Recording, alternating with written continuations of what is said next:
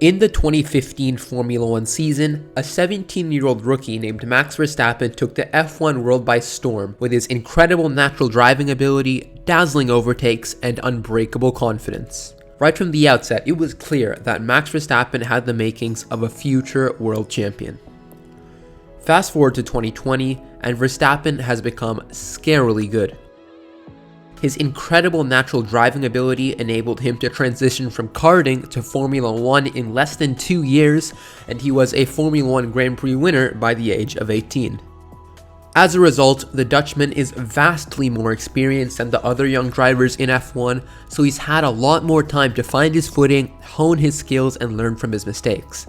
The result of this is a generational talent that could dominate the sport for years to come. However, the only thing standing between him and his first title is Lewis Hamilton and Mercedes, who have dominated the sport since 2014.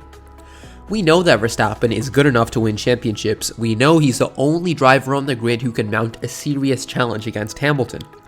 However, to take the fight to Lewis and Mercedes, he needs a car that's quick enough. Unfortunately, Red Bull have not been able to provide that to Verstappen in the 5 seasons that he's driven for the team. With massive rule changes looming and the recent engine supplier debacle, some serious questions need to be asked about Red Bull's ability to give Max Verstappen the car that he needs to win his maiden world title. So in this video, I'm going to answer the big question. Does Max Verstappen need to leave Red Bull to win a championship in Formula 1? Red Bull were a formidable force at the start of the 2010s decade, winning 4 drivers and constructors championships in a row from 2010 to 2013. However, since 2014, Red Bull have not seen the same level of success. They've been able to win a few races in each season when the track favors their car greatly or when Mercedes has a rare off day. But over an entire season, they have not been quick enough to consistently challenge Mercedes. While Red Bull have managed to be consistent podium finishers in the turbo hybrid era, their lack of progress is a little frustrating as they haven't really closed the gap to Mercedes at all.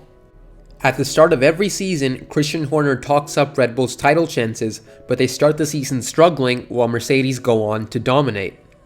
Red Bull usually improve as the season goes on and win a couple races, but by that point it's too little too late. Mercedes wrap up both titles with several races to spare, and the cycle repeats itself. And this isn't me trying to hate on Red Bull, I am just echoing the frustration that Max Verstappen must feel at not being able to challenge Mercedes on a consistent enough basis. While the Dutch driver is still young, he's been at Red Bull for 5 seasons, and if things continue the way they are, Verstappen's patience will run out and you'll have to look at options elsewhere. Red Bull are a great team, they've stayed at the sharp end of the grid for over 10 years, which is no small feat. However, in the last 6 years, they have not come close to challenging for a title, and Max Verstappen is not in Formula 1 to be getting 3rd place. For Red Bull to make massive gains on Mercedes, significant change must occur. Lucky for them, that opportunity is right around the corner in the form of the unprecedented regulation changes arriving in 2022. It is crucial that they nail these new rules because their competitiveness in 2022 and 2023 will determine whether or not Verstappen stays at the team beyond his current contract.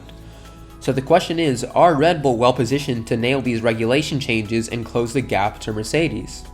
Well, I think Red Bull has the resources and talent to at least maintain their position as one of the top teams. However, I do not think they'll be able to close the gap to Mercedes enough to become title contenders. Historically, Red Bull never start out the season strongly enough to challenge for the title, and I expect this to be the case in 2022 and 2023, which are the last 2 years of Verstappen's contract. In addition to this, their engine supplier Honda recently announced that they will be leaving the sport after 2021, which means that Red Bull will likely have to go back to using Renault engines. The timing of this is less than ideal, and Red Bull will have to take engines from the supplier that they publicly criticized right before switching to Honda. It could very likely affect Red Bull's competitiveness as well as Christian Horner's ego. Also, it is very hard to bet against the 6-time defending champions whose focus will very much be on these regulation changes. I think a few years into the rules, once we start to see the effect of the budget caps, is when we'll finally start to see other teams challenging Mercedes, but that will be long after Verstappen's contract with Red Bull runs out. So if Red Bull are not able to become title contenders after the regulation changes, then Verstappen's contract will expire at the end of 2023 and he'll have to look at his options elsewhere. Sure, he could stay at Red Bull, but if after 7 seasons the team still can't provide him with a good enough car to at least challenge for the world title, then it's never going to happen, at least for a long time after his contract is up. Now, if Verstappen were to leave Red Bull, the obvious team that he'd want to move to would be, you guessed it, Mercedes. The big X factor in Mercedes' driver situation is how long Lewis Hamilton wants to continue on for. If Verstappen is to go to Mercedes, he would almost certainly be taking Lewis Hamilton's seat because there is no way Mercedes would want to handle Verstappen and Hamilton in the same team. For Max, the ideal situation would be for Lewis Hamilton to retire before 2023. In that case, he can trigger the exit clause on his Red Bull contract and sign for Mercedes. In my opinion, that would be a no-brainer for both sides. Mercedes likely will still be the best team a few years down the road, and Verstappen will easily be the best driver in Formula 1 once Hamilton retires. But let's not get ahead of ourselves.